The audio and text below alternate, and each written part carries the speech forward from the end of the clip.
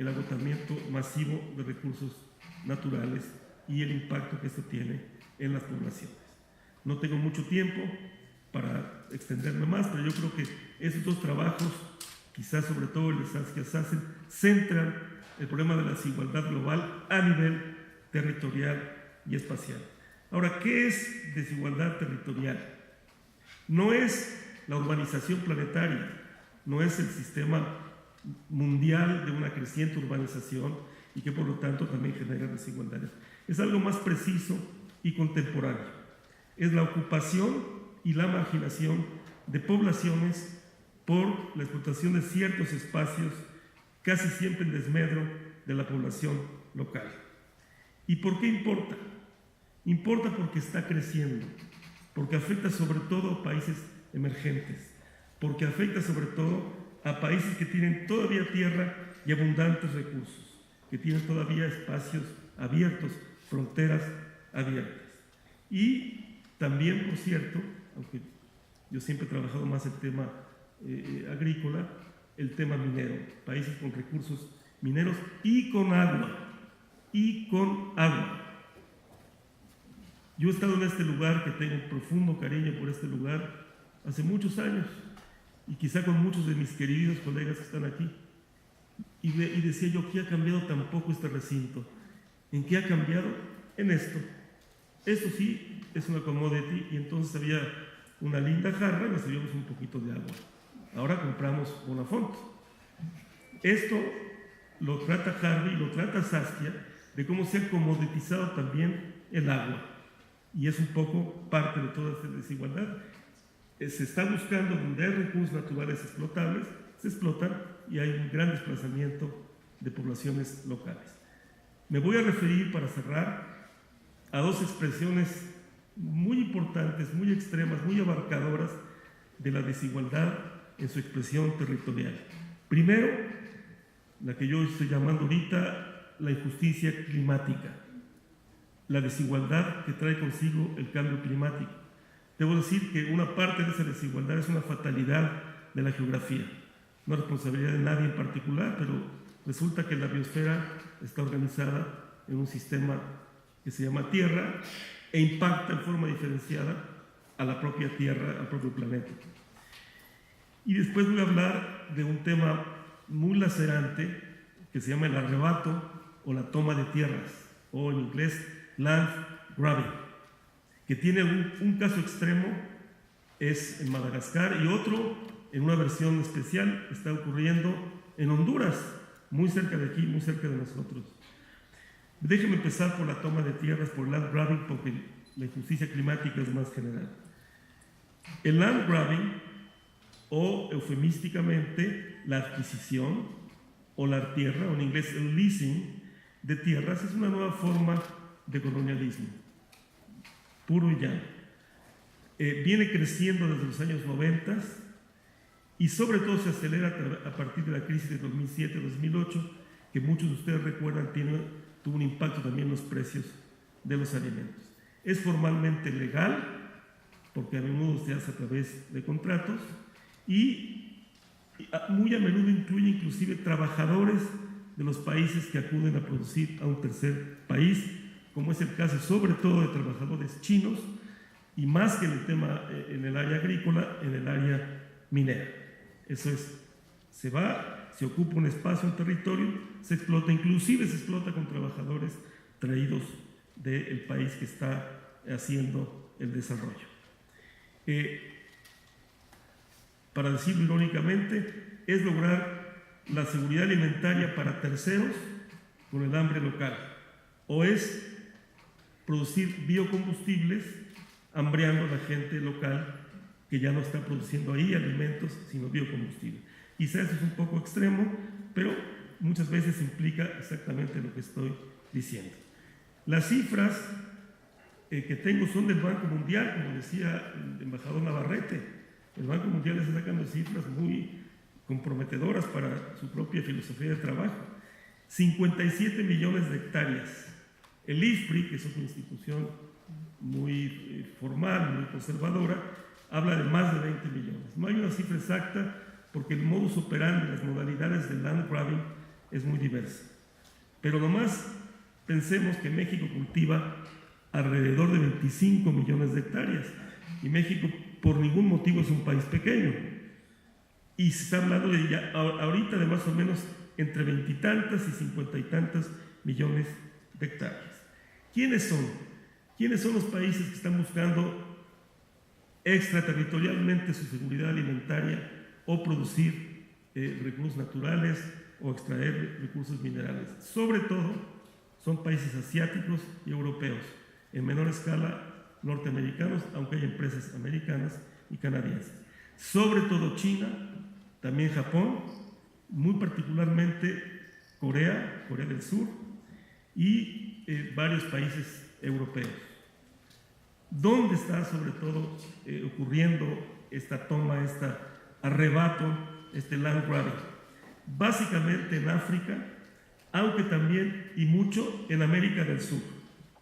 Curiosamente, un país tan grande con tantos recursos institucionales y políticos como Brasil ha sido un país donde ha habido mucha land grabbing. Brasil, por fortuna, le puso ya algún límite y alguna regulación, pero apenas hace 2 o 3 años. Me preocupó de revisar si sigue el land grabbing y si sigue avanzando este tema. El país más extremo es Madagascar. Como ustedes recuerdan, es una isla enorme, tiene más o menos la superficie de España, y hay áreas de Madagascar que pueden verse desde satélites que ya no le pertenecen o que están rentadas, dadas o concesionadas a empresas extranjeras. Madagascar, un país muy pobre, donde la tierra también tiene una sacralidad y los derechos de propiedad privados no están establecidos, fue perfecto lugar para llegar y establecerse. Una empresa coreana, Daewoo, que hace también automóviles, tiene un pequeño predio de 1.3 millones de hectáreas. 1.3 millones de hectáreas, si no me equivoco, es más que la superficie de Holanda.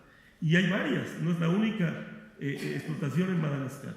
Claro, ahí hay poca regulación, un gobierno muy débil, enorme pobreza, y es un país con muchas posibilidades de producción. El caso de Madagascar es el más extremo, pero hay muchos más, inclusive Argentina, el Chaco paraguayo. Hay pues una clara territorialidad de toda esta globalización hacia la desigualdad. Y uno que es particularmente doloroso, porque nos queda muy cerca, es Honduras, que ha deshabilitado ciertas zonas, me encantan los eufemismos, y hacer ciudades modelo. Las ciudades modelo que están planteándose en Honduras es simplemente una absoluta extraterritorialidad. Ahí no va a primar el poder judicial hondureño, las reglas hondureñas, las leyes hondureñas, la policía hondureña. Ahí quien desarrolla, generalmente va a ser alguien asiático, esa ciudad modelo está no al cobijo de las leyes o no al amparo de la institucionalidad del país, sino dicta sus propias reglas, sus propias leyes, su propia policía, sus propios tribunales, etcétera, etcétera. Eso para mí es una forma terrible de colonialismo, aunque le llaman eufemísticamente de Charter City. Y como tantas veces apelan al milagro de Hong Kong, el Hong Kong hondureño. No se va a dar el Hong Kong hondureño. No hay las condiciones para hacerlo. No es el caso de que sea el Hong Kong hondureño. Entonces este tema de las ciudades franquicias o deshabilitadas, el caso de Madagascar, nos ilustra, a mi entender, muy claramente este tema de la desigualdad global en su expresión territorial. La segunda es el cambio climático, que también entraña una cierta injusticia climática. Como dije, alguna es de fatalidad, porque el impacto climático es sobre todo en las franjas de los trópicos. Curiosamente, Canadá, Rusia van a padecer menos los estragos del cambio climático y aún van a ver extenderse su frontera productiva hacia el norte. En cambio, los países en la franja tropical, los más pobres, van a tener que reconvertir masivamente sus cultivos, van a ver caer sus productividades y enfrentar con pocos recursos y con mucha población los estragos del cambio climático. Esa es una fatalidad, pero es inducida por el hombre. Y ahí me voy a la segunda parte de la justicia climática. Se hablaba aquí de una distribución intrageneracional, aquí hay un tema intertemporal. es lo que en economía se llama las variables de stock y de flujo. ¿Quién empezó a abonarle al banco del cambio climático? Esto es, a generar los gases de invernadero. Obviamente, los países son ricos y desarrollados, y ellos tienen, de forma diferenciada, una mayor responsabilidad y una mayor obligación de reparar el daño, de contribuir a mitigar el cambio climático. Pero también están los ahora emergentes, con China a la cabeza, que está abonando ahora a un efecto que va a venir en el futuro. Hay un tema que hay que tener muy en cuenta, porque los impactos se sienten en todos lados. No hay nada más global que el cambio climático, pero sobre todo afectan las regiones más pobres. El caso paradigmático, así como hablé de Madagascar o de Honduras, en este caso es Bangladesh. De alguna manera, sin deberla ni temerla, es uno de los países más afectados por el cambio climático. Por un lado, el agua que recibe del Ganges va siendo menor, si se van acabando los hielos arriba en el Himalaya, menos flujo en los ríos, y por otro lado, aumento en los niveles del mar. Y Bangladesh, como ustedes saben, está en un delta bajísimo, fertilísimo, que es rápidamente amenazado si suben las planchas de agua a un cierto nivel. Y sus emisiones son bajísimas, no es un país industrial, produce mucho arroz, hay emisiones, pero es uno de los países con más bajas emisiones, y sin embargo es uno de los que más padecen. Podría dar otros ejemplos. Esta injusticia climática tiene que resolverse, y estamos abandonando el esfuerzo de Kioto, y no se ve en el horizonte un gran apetito para negociar en serio otro instrumento que realmente enfrente el cambio climático con mayor equidad. Como pueden ustedes ver, el tema no se detiene en los grupos de ingreso. El tema también tiene un impacto territorial enorme y un impacto muy grande en los recursos. Yo creo que habría que integrar estas dos visiones para poder darnos una idea de cómo se está moviendo el mundo a una intolerable desigualdad, que inclusive tiene que ver no solo con los territorios, sino con la sobrevivencia misma de la vida en la biosfera. Muchas gracias. Arturo Caballero, Mérida, Yucatán. Las tres exposiciones, de alguna suerte, aluden a la desigualdad y a un actor al que le podemos apostar para corregirla, que sería el Estado. Un Estado diferente, un Estado de cualquier naturaleza, pero al final de cuentas un Estado. Pero también en las exposiciones lo que me queda a mí es que ha fracasado esta visión de los Estados como correctores, porque obviamente están involucrados en los causantes de estas desigualdades. Yo les pediría algún comentario respecto de la desigualdad en el ejercicio de la política, en el ejercicio de la ciudadanía y en la parte puntual de los grupos humanos que están atrás de esto, específicamente los pueblos originarios, que este esquema que nos plantea el doctor Luiselli de la usurpación de las tierras ha sido resistido y han dejado lecciones los pueblos originarios en este sentido. Yo quisiera algún comentario de los ponentes en esta dirección. Muchas gracias. Gracias. María Elena Basurto, generación 57-61 de esta Facultad de Economía, ahora dedicada a la educación en el estado de Veracruz. Algo que bueno, que se está tratando y se está viendo verdaderamente la importancia de la educación en México. Esto es innegable y esto es básico y fundamental. Yo dirijo una institución privada que maneja desde jardín de niños hasta licenciaturas, sobre todo en el área humanística. Por supuesto, una institución privada que hemos trabajado con la famosa reforma educativa desde el año 2004, pero dentro, vamos a decir, yo soy delegada en el estado de Veracruz de la Asociación Nacional de Escuelas Particulares, y desde el año 2004 hemos trabajado las instituciones privadas en esta reforma educativa tan importante. Y como llamaron muy elegantemente en el estado de Veracruz, la contingencia magisterial, nos llegaron inscritos pues bastantes, tanto alumnos de los niveles básicos como los niveles medios y los niveles universitarios, con una educación pésima. Vamos a hablar, valores igual a cero, educación sin precedente en el contexto de la educación. Entonces, urge realmente una verdadera reforma educativa, porque lo que estamos manejando, lo que se manejó no fue, a decir de nosotros, una reforma educativa, una reforma laboral, que realmente sí tiene mucho que ver con la reforma educativa, pero para el contexto de las instituciones privadas no es suficiente. Muchísimas gracias. Buenos días, Carlos Guerrero, local.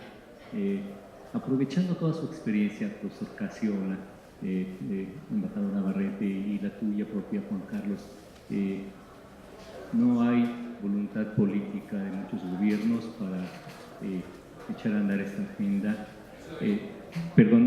No hay agenda, no hay voluntad política, parece que no hay voluntad política en los gobiernos, en los países, para echar a andar una agenda como la que se están planteando. Pero aprovechando su experiencia, el profesor Navarrete decía, bueno, todo esto nos permea en las recomendaciones, uno sigue leyendo lo mismo en comunicados de Hacienda, de Banxico, aprovechando su experiencia internacional. Bueno, si no hay voluntad política de los gobiernos de los países, ¿qué pasa en estas agencias multilaterales? ¿Por qué la CEPAL sí puede tener este discurso, pero no otras agencias? La OIT también es muy echada para adelante, pero la ONU, el Fondo Monetario, el Banco Mundial, o sea, si estamos topándonos con pared internamente, hay algo que se puede empujar en otras instancias. Es una mera pregunta provocadora, ¿verdad? Que nos hablen echando mano de su experiencia. Gracias. Gracias.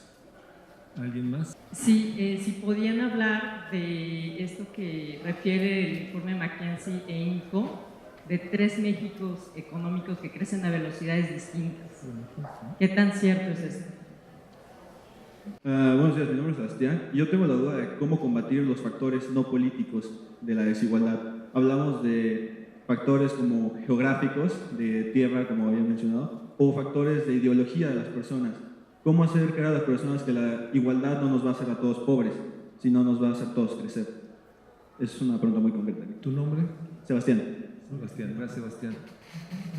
Y aquí enfrente, y aquí está otro joven, lo más puntual para podamos recoger todas las preguntas, comentarios y así dar esos 15 minutos a los comentarios. Ahí enfrente, por favor. Y después aquí hay un joven. Ahí. Sí, me pareció importante el señalamiento de que hay diferentes desigualdades y ahora se agrega también la cuestión territorial.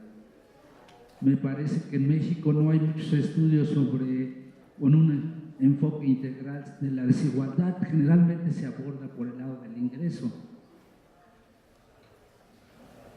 Digamos que la propuesta sería, y ustedes me harán comentarios sobre eso, si ahora debemos enfocar este conjunto de desigualdades a nivel de territorio y entonces hacer políticas diferenciadas por territorio, efectivamente, o sea, propuestas de política pública por territorio, considerando pues esa integralidad y efectivamente cuáles son las más pronunciadas desigualdades que se manifiestan en cada parte de este país. De otra manera no podríamos atacar de manera general con estas políticas que se han planteado pues la desigualdad, o sea, estamos todavía muy lejos de atacarla realmente. Y por último, aquí enfrente, otra, penúltima y última. Gracias, buenos días. En uno de los informes de la CEPAL, haciéndole seguimiento sobre la estructura tributaria de los países de América Latina, uno se puede dar cuenta que, bueno, para 3 países, en el caso particular Colombia, Brasil y Argentina, la tasa de tributación ha aumentado considerablemente desde principios de los 90. Pero esta tasa de tributación en el caso de estos 3 países tiende a ser desigual. ¿Por qué? Porque en el caso de Colombia, por ejemplo, la tributación a las empresas es aproximadamente el 20% y las grandes empresas son las que pagan menos impuestos. En un caso específico en el predial, 15%, las grandes, las medianas el 20% y las pequeñas el 25%. Entonces estas políticas tienden a ser regresivas. La pregunta puntual es, ¿cuáles son las recomendaciones desde la CEPAL, precisamente en el aspecto tributario, para que esta desigualdad no siga aumentando en la medida en que también se grava muy mal a las personas en América Latina y de manera regresiva también? Gracias. Y por último, para dejarles 15 minutos a los panelistas, por favor. Hola, buenos días. Adriana García, de Nacional Monte de Piedad. Una duda, me gustaría saber muy puntualmente su opinión sobre este tipo también del tercer sector, de la sociedad civil, ¿no? Toda esta agrupación. Nosotros desde Monte de Piedad hacemos inversiones sociales enfocadas en diferentes temáticas: salud, empleo, educación. El embajador Navarrete comentaba, ¿no? Y presentaba puntos precisos de recomendación de un actor internacional de hacer mayores inversiones en sistemas. Nosotros desde nuestra trinchera y con los pocos recursos que podemos tener a comparación del BIP y de todo el aparato estatal, hacemos inversiones sociales en esos temas precisamente a través de instituciones. Me gustaría saber cuál es su opinión. Creo que desde ahí también podemos combatir un poco la desigualdad, el rezago, la pobreza. Gracias. Gracias. Daremos espacio para los comentaristas. Me gustaría empezar en el orden inverso, que empiece Casio Liceri, después Juan Carlos y cierra el embajador Navarrete. Casio. Bueno, yo me voy a referir quizá a los que yo pueda contestar con más precisión. Respecto al México en 3 velocidades, a mí me parece clarísimo. Hay desde luego un rezago enorme en el sur-sureste del país, y uno ve curiosamente toda la parte del Bajío, del centro del país, bastante más próspero de lo que uno hubiese supuesto con el TLC, y luego está el México en el norte, pero hay una clarísima diferenciación de dinámicas económicas, sociales y políticas en el territorio nuestro. Y la pregunta la puedo yo vincular a la política diferenciada por territorio. Absolutamente sí, hay que diferenciarlo. Yo estoy muy convencido de que si queremos realmente dinamizar el sector agrícola, agrario mexicano, tenemos que equipar, habilitar pequeños poblados, pequeños pueblos de vocación agrícola. Tenemos que de alguna manera defendernos de la inversión del supermercado que estrangula las cadenas alimentarias. Entonces tú puedes llegar a un pueblo que puede producir razonablemente bien para abastecer un mercado regional, pero tienes arroz de Tailandia a precios de dumping. Entonces eso hay que regularlo y hay que sí diferenciar las políticas de fomento clarísimamente. Yo no tengo en ese sentido la más mínima duda, y sobre todo no tengo duda del potencial de muchas regiones del país que están ahorita absolutamente abandonadas. Está cada vez más concentrada la producción de alimentos en una zona que, por cierto, lejos de los mercados de consumo y por lo tanto carísimo de transportar. Pues tenemos que habilitar, equipar regiones del país para que puedan satisfacer mercados primero locales, regionales y después también, ¿por qué no?, el mercado nacional e internacional. O sea que, desde luego que sí. Respecto a las preguntas sobre hay un problema de gobernanza que es claro y es global. Toda la literatura sobre la economía política internacional habla de eso. Hay un problema de gobernanza, y el problema de la gobernanza ambiental es clarísimo. Yo diría que sería bueno renovar las instituciones intergubernamentales Muchas de ellas fundamos después de la segunda posguerra, pero es prácticamente imposible. Son no solo irreformables, son inmortales. Inmortales. O sea, a nadie se le puede ocurrir reformar a la FAO. Por cierto, no tengo nada contra la FAO per se, pero creo que la FAO podría ser más ágil, tener más cintura, ser más reactiva a los problemas del mundo. Imposible. Imposible reformar hasta ahorita. Tenía que haber un pacto de las grandes potencias, es decir, les damos una moratoria de 10 años y vamos a reinventar el sistema que fundamos hace 70 años. Pero lo veo muy difícil. Y sí creo que es importante volver a lo local. Creo que los dramas, el dolor que estamos viviendo los mexicanos tiene que ver con este abandono de lo local. Y ahí hay que trabajar mucho, muy intensamente. ¿Qué va a hacer Honduras con esas ciudades modelo?